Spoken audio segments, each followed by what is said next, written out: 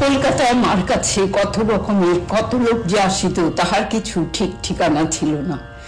একদিন একটি পাগলি কাহারও অনুমতি না লইয়া খঞ্জনি বাজাইতে বাজাইতে মুখে গুনগুন করিয়া গান গাহিতে গাহিতে মার বাড়ির দোতলায় উঠিয়া যায়। শরৎ মহারাজ তাহা লক্ষ্য করিয়া সেবকদের কাহাকেও ওপরে যাইতে বলিলেন। একজন গিয়া দেখেন মা পাগলিকে বলিতেছেন, এসো মা এসো, কিন্তু সে মাকে প্রণামও করিল না বা তাহার সহিত কোনো কথাও বলিল না। ঠাকুর ঘরের বাহিরে দাঁড়াইয়া বিভোর হইয়া শুধু গান গাহিতে লাগিল।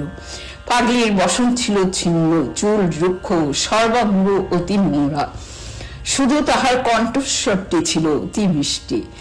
মা তাহার ছিন্ন বসন দেখিয়া একখানি কাপড় দিলেন, কিন্তু তাহা পড়িয়া রহিল। খাইতে বলিলেন, খাইল না। গান গাহিতে গাহিতে চলিয়া গেল। মা বলিলেন, জোর বৈরাগ্য, ও খাবেও না নেবেও না, শরীর ত্যাগ করবে। জয় মা।